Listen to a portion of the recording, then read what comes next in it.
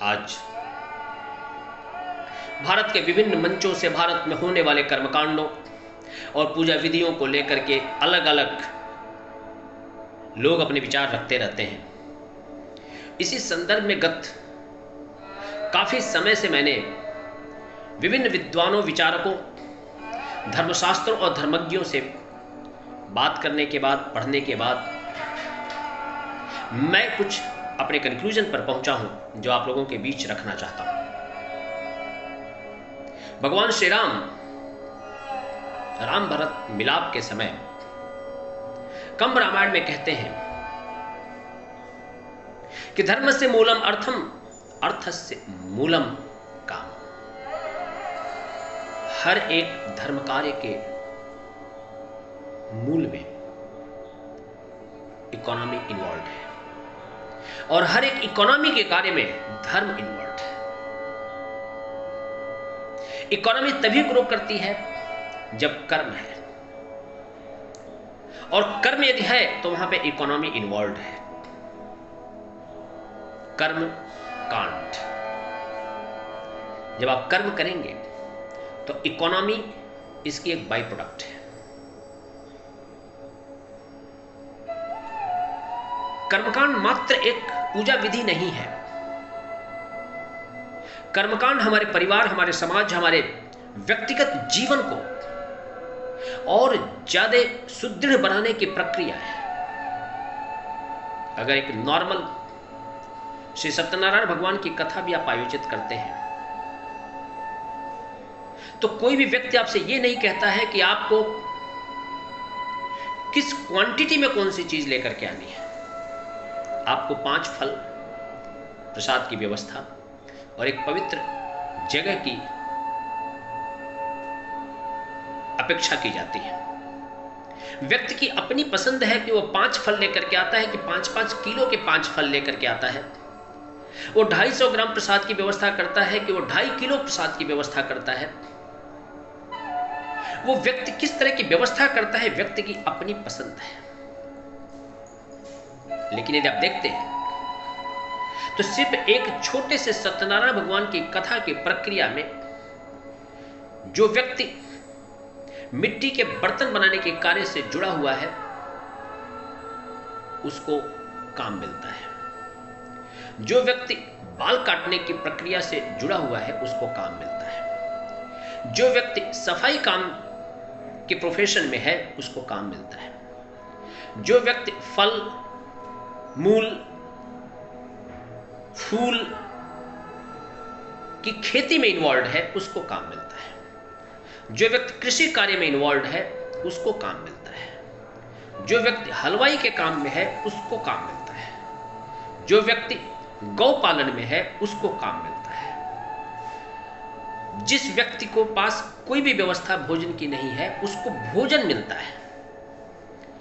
जो व्यक्ति कपड़ा बनाने के कार्य में जुड़ा हुआ है उसको काम मिलता है।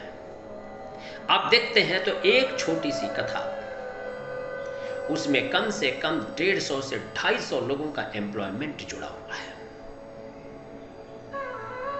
कर्मकांड सिर्फ एक कर्मकांड नहीं है, अर्थव्यवस्था का एक केंद्र बिंदु है। भारतवर्ष में अनेकों ऋतुएं हैं, अनेकों नक्षत्र हैं। इसलिए नक्षत्र और ऋतुओं के हिसाब से कृषि में उत्पन्न होने वाले खरीफ और रबी के फसलों के अलावा भी बहुत सारी फसलें हैं। उन फसलों को एक लॉन्चिंग प्लेटफॉर्म की आवश्यकता होती है, चाहे वो गन्ना हो, चाहे तिलहन हो, चाहे धान गेहूं हो, चाहे विभिन्न और प्रोडक्ट्स हो। हमारी कर्मकांड उसके लॉन्चिंग पैड है और राउंड द ईयर, पूरे साल गन्ना जब परिपक्व होता है, जब पक जाता है तो गन्ने के लिए हमारे पास अलग उत्सव है। धान जब कट करके बाजार में आता है तो उसके लिए अलग उत्सव है। गेहूं जब कट करके आता है तो उसके अलग उत्सव है।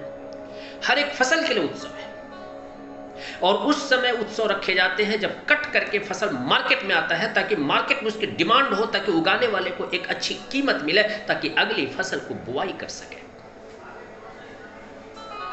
हमारे कर्मकांड किसी व्यक्तिगत नुकसान के लिए नहीं है, यह सामाजिक बेनिफिट के लिए है। चाणक्य अपनी अर्थनीति में कहते हैं, सुखस्य मूलम धर्म, मतलब यदि आपको सुख प्राप्त करना है तो सुख के मूल में धर्म है। धर्म से मूलम अर्थम,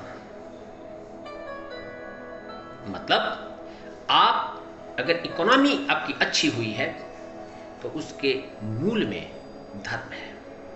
मतलब अगर आपको सुख प्राप्त करना है तो धर्म का पालन करें, यदि आपको इकोनॉमिकली स्ट्रांग बनना है तो भी धर्म का पालन करें। और अर्थस्य मूलम राजस्य, अगर आपको अच्छा एडमिनिस्ट्रेशन करना है, अच्छा राजपाट चलाना है, अपने ऑर्गेनाइजेशन को टॉप पे ले जाना है, तो इकोनॉमी एक मेजर रोल प्ले करता है।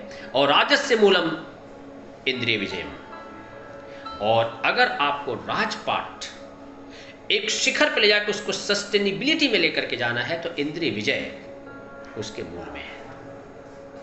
और ये सारी चीजों के केंद्र में धर्म है, और धर्म के केंद्र में कर्मकांड है, क्योंकि कर्मकांड पूरे साल 12 महीने लगातार हमारी समाज, हमारे परिवार, हमारी पूरे के पूरे राज्य व्यवस्था में मनी रोटेशन का केंद्र बिंदु है।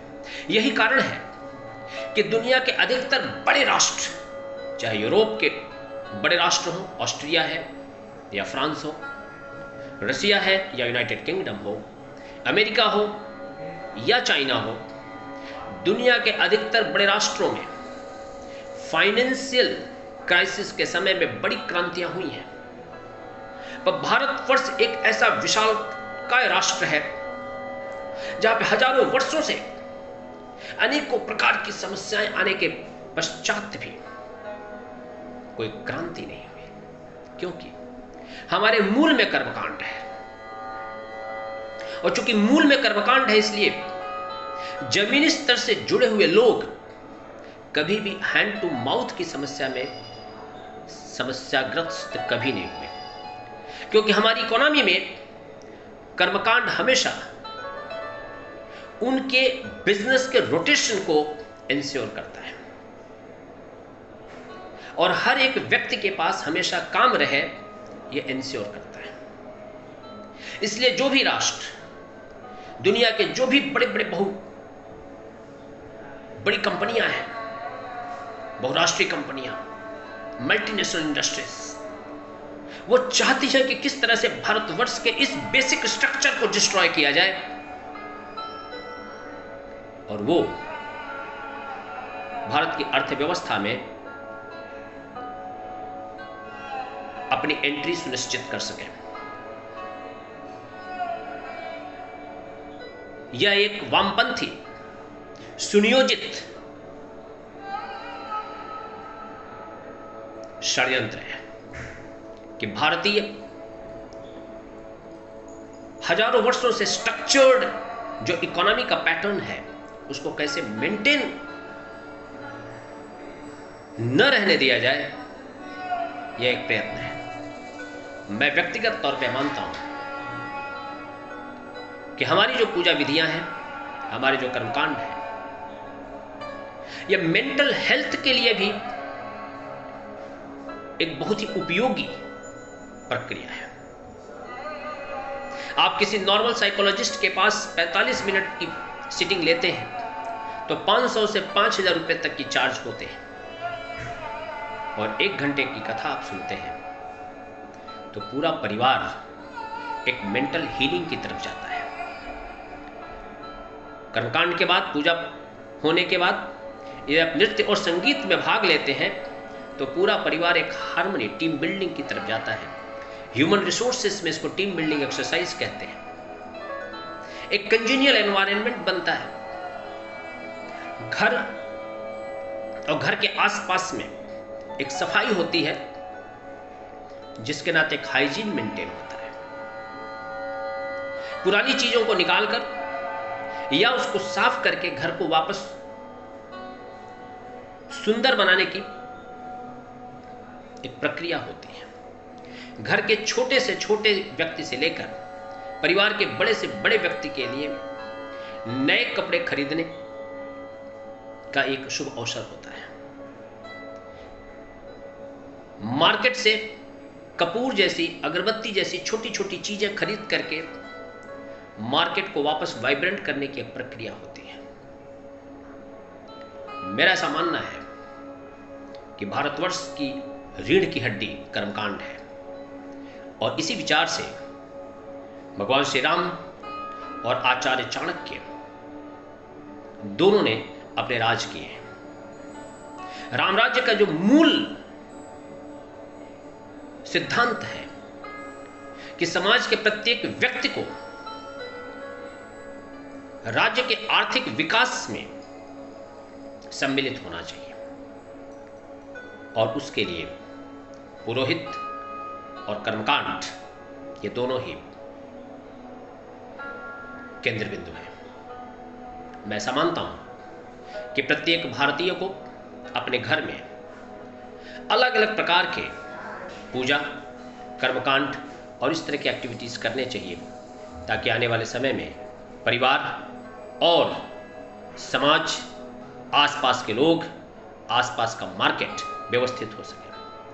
अगर ऑनलाइन बिजनेस, जिसमें आज दुनिया की बड़ी बड़ी कंपनियां हमारे छोटे छोटे बिजनेसेस को मार रही हैं, हमारे घर के आसपास की छोटी छोटी दुकानों को खत्म कर रही हैं, हमारे बाजारों को खत्म कर रही हैं, अगर उसके खिलाफ आपको मार्केट को हमारे रिस्ट्रक्चर करके फिर से रीएस्टेब्लिश करना है, तो हमारे कर्मकांड एक बड़े सहयोगी साबित हो सकते हैं।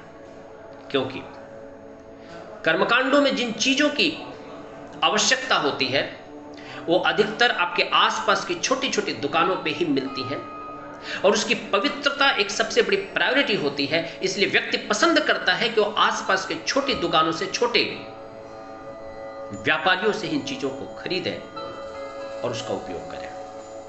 तो भारत को, जो हजारों साल से एक मजबूत अर्थतंत्र रहा है, जिस कर्मकांड के नाते भारतवर्ष आज से 1500 साल पहले दुनिया के जीडीपी में 25% से ज्यादा कंट्रीब्यूट करता था, उसको वापस हम अडॉप्ट करें, उसको समझें, अपनाएं और अगली पीढ़ी को समझाएं, ताकि हमारी अर्थव्यवस्था मजबूत रहे और हम भारतवर्ष को रामराज्य और चाणक्य की नीतियों के हिसाब के राज की तरफ ले जा सकें। इन्हीं सब शब्दों के साथ मैं doctor Pawan Dwivedi, spiritual leadership and temple management की तरफ से आप सबको प्रणाम करता हूँ। प्रणाम।